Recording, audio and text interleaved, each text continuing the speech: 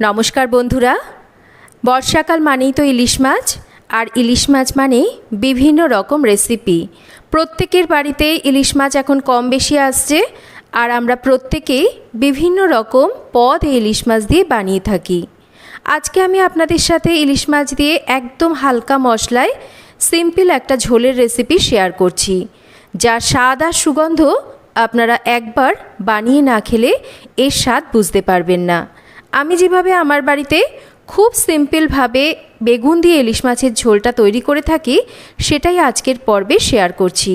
আমি জানি রেসিপিটা আপনারা অনেকেই বাড়িতে নিজেদের মতন করে তৈরি করেন, তবে আমার বাড়িতে যেভাবে আমি তৈরি করি সেটাই আজকে আপনাদের বানিয়ে দেখাচ্ছি।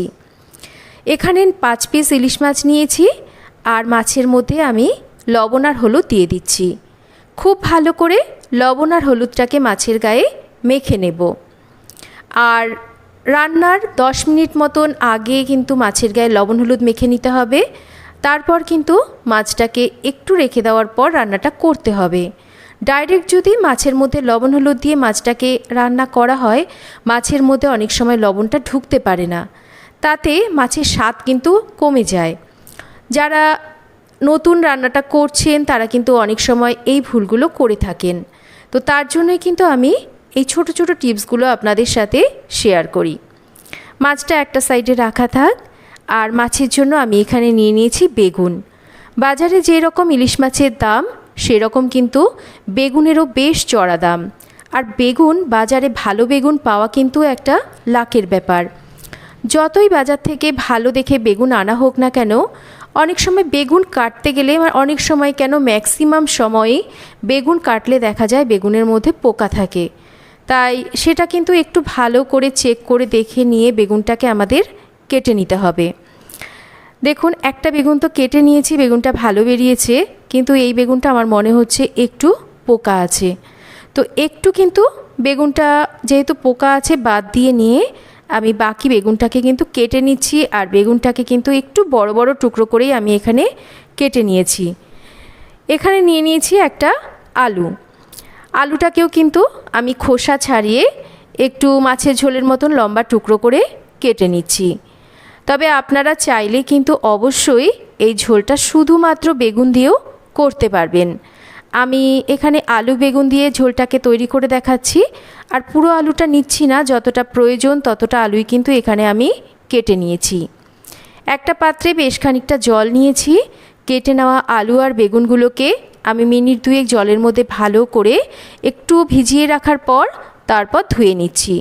আলু বেগুনের মধ্যে বেশ একটা কষ থাকে, একটু যদি জলের মধ্যে ভিজিয়ে রাখা হয় কষটা বেরিয়ে যায়। ভালো করে আলু আর বেগুনকে ধুয়ে নিয়ে অল্প পরিমাণ লবণ আর হলুদ ভালো করে আলু বেগুনের মধ্যে মেখে নেব। আর তারপর রান্নাটা করব। রান্নার জন্য আমি সর্ষের তেল গরম করে নিয়েছি, আর প্রথমে আমি আলুগুলোকে একটু ভেজে নিচ্ছি। আলুগুলোকে একটু ঢাকা দিয়ে ভাজবো, তাতে করে আলুগুলো বেশ তাড়াতাড়ি নরম হয়ে যাবে। যেভাবে আমি রান্নাটা করছি এইভাবে করে দেখবেন, এর স্বাদ আর সুগন্ধ যেরকম ভালো আসবে, সেই রকম এর তেলটাও কিন্তু, মানে যে বেগুন আলু আমরা ভাজছি, এতে করে কিন্তু ভাজতে গেলে তেলটাও বেশ কম টানবে। আলুগুলো বেশ লাল লাল করে ভেজে নিয়েছি। এবার এই ভেজে নেওয়া আলুগুলোকে তুলে নিচ্ছি।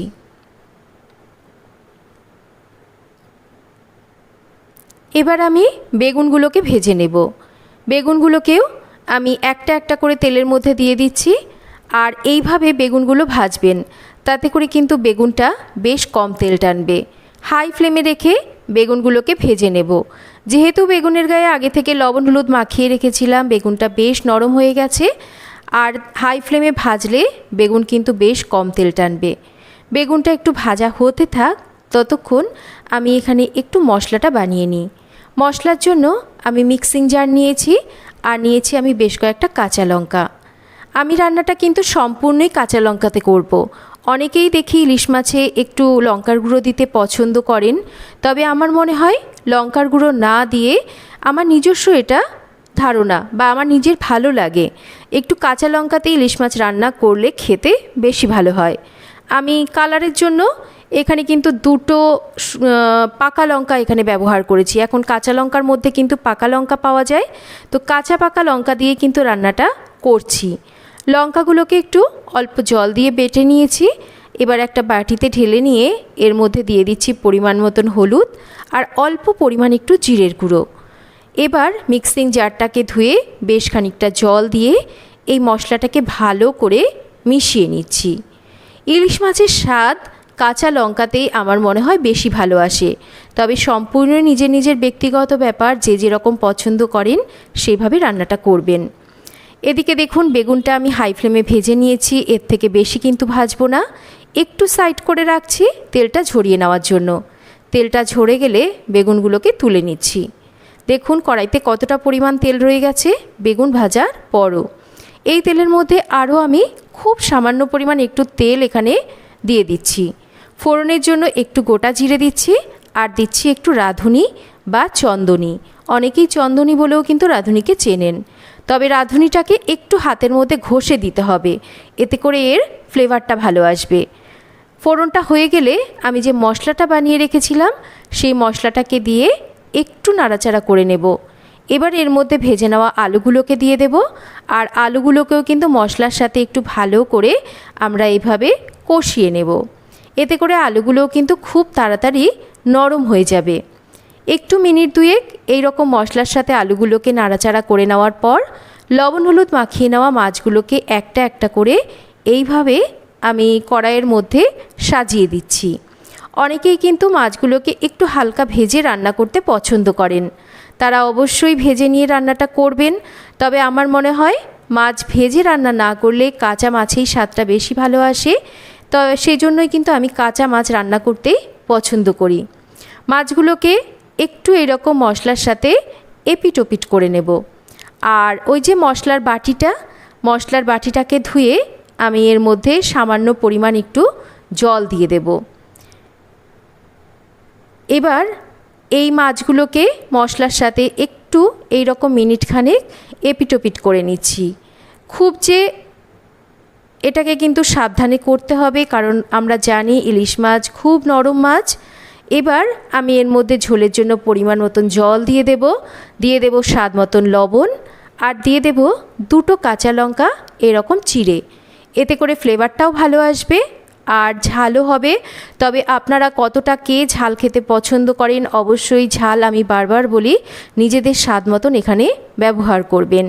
সমস্ত মিশিয়ে নেওয়ার পর এবার ঝোলটা ফুটতে শুরু করলে আমাদের ঢাকা দিয়ে রান্না করতে হবে। খুব নরম মাছ, মোটামুটি 4-5 মিনিটের মধ্যেই কিন্তু মাছগুলো সুন্দরভাবে সেদ্ধ হয়ে যায়। খুব বেশিক্ষণ ওভার কুক করার প্রয়োজন নেই। ওভার কুক করলে মাছ কিন্তু স্বাদও নষ্ট হয়, আর মাছ কিন্তু সেই যে নরম ভাব সেটাও নষ্ট হয়ে যায়। দেখুন আমি মিনিট 5 পর ঢাকাটা সরিয়ে নিয়েছি, মাছগুলো সুন্দরভাবে সেদ্ধ হয়ে গেছে। চেক করে নিলাম আলুগুলোও সেদ্ধ হয়ে গেছে। এবার যে ভেজে নেওয়া বেগুন, সেই বেগুনগুলোকে কিন্তু ঝোলের মধ্যে দিয়ে দেব। বেগুনগুলো যেহেতু সুন্দরভাবে ভেজে নেওয়া আছে, খুব আগে থেকে ঝোলের মধ্যে দিলে বেগুনগুলো গলে যেতে পারে, তাই ঝোলটা যখন হয়ে আসবে তখনই কিন্তু বেগুনগুলোকে ঝোলের মধ্যে দিয়ে দিতে হবে। আর আলতো হাতে ঝোলের মধ্যে বেগুনগুলোকে একটু মিশিয়ে নেওয়ার পর আরও মিনিট 3-4 রান্না করতে হবে, কারণ বেগুনের মধ্যেও কিন্তু একটু লবণ ঝাল এগুলো না ঢুকলে খেতে ভালো লাগবে না। তাই আরও 3-4 মিনিট আমি ঝোলটাকে বেগুন দেওয়ার পর রান্না করে নিচ্ছি। খুব সিম্পল একটা রান্না, কিন্তু এইভাবে এই ফোড়নে আপনারা ইলিশ মাছের হালকা মশলায় ঝোল বানিয়ে দেখবেন, খেতে অপূর্ব স্বাদের হয়। ঝোল আমাদের একদম তৈরি, খুব সিম্পল একটা ঝোল, আর এর যে কি সুগন্ধ আপনারা একবার বানিয়ে খেয়ে দেখবেন, তবেই আপনারা এর স্বাদ বুঝতে পারবেন। আশা করছি রেসিপিটা আপনাদের ভালো লাগবে। রেসিপি ভালো লাগলে অবশ্যই একটা লাইক করবেন, রেসিপিটা শেয়ার করবেন, আর চ্যানেল সাবস্ক্রাইব করা না থাকলে চ্যানেলটাকে সাবস্ক্রাইব করবেন। সবাই ভালো থাকবেন।